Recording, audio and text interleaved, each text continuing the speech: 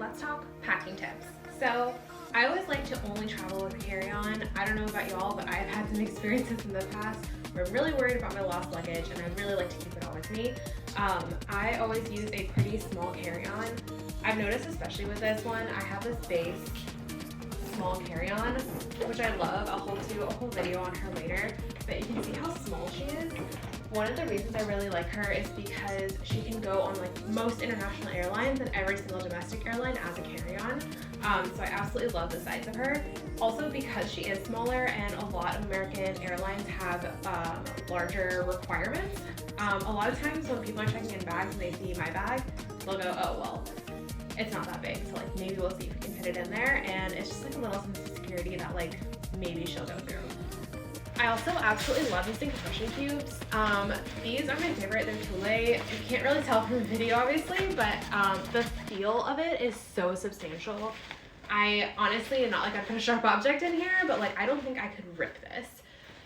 It's really secure, and also it has these like wiring details in it, which I just feel like provide an extra sense of security when I am compressing. And I just feel like it won't break when I compress. My only problem with these ones is that there's two sizes that I've seen, and that's about it. But it does have a lot of space. I would always, when you're packing, pack so that your clothes take up the entire area inside the bag. It's just easier to compress that way. I also don't have a whole lot of clothes that wrinkle, but I hear that it helps with wrinkling. Unlike the rolling method. I used to use the rolling method where you take your clothes and you roll them up and you do rolls. And while it is easier to seal your clothes, I definitely don't think it is space-wise the best use of space. But because these only come in two sides, I started using these Bag Smart ones because I'm a control freak when it comes to all of my luggage, and I absolutely love labeling. I love that this has a little spot for your labels, and I love that this comes in all these different sizes. So for a bag like this, I absolutely love it because it's easy to like fit anywhere in your like the side of your bag. And I like using these like little compartments as like mini storage, like these little pockets. So like I'll put like my socks in this one or my underwear in this one. And I normally like to lay my bras and my swimsuits kind of flat along that. So I would use all of those to make the most of your space within your bag. And then I would always recommend that your personal item gets chosen based off of your needs where you end up going. So I'm going to Atlanta, and I'll make a separate packing video about that, but I'm going home to see my family. And while I'm home, I don't really want to carry a backpack around. I'd much rather just have a purse with me.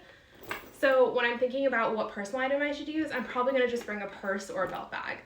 In this bag, I always want to keep things like my pills. I want to keep anything that I will need off the plane if this guy ever gets taken and is put into gate check-in.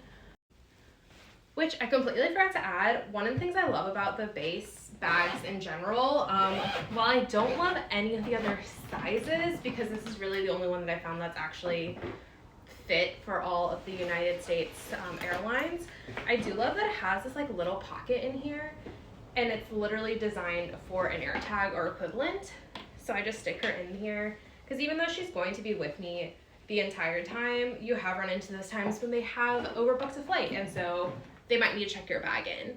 And so going back to the personal item, since I am going and I'm going without a laptop, I will be just using this bag over here. I would recommend a padded laptop bag if you are taking your laptop in your personal item. I will have a video about my favorite personal items later, and I'll kind of show you the organization that I prefer. This is just a quick trip home, so I will probably just be using this bag. Inside that bag, I like to have my pills. I feel like if anything were to happen, or since this is going to be in the bin above me and not under the seat in front of me, if I need something under the seat in front of me or while I'm flying, I will put it in this bag. I like putting my Kindle in here. I have a really small one, so believe it or not, it actually does fit in this. And then I will put this in here as well. I also like having some like minor toiletry things, like lip gloss. Lip gloss mostly not for the look, but because I get really chapped lips, especially when you're up in the air, you are getting dehydrated. So I'd always recommend having some sort of like lip balm or something to put in your bag with you. I would also always recommend having headphones, because regardless of what flight you go on, either you're going to need the headphones for your own phone, or you're gonna need them for the in-flight entertainment, which is why I like this guy.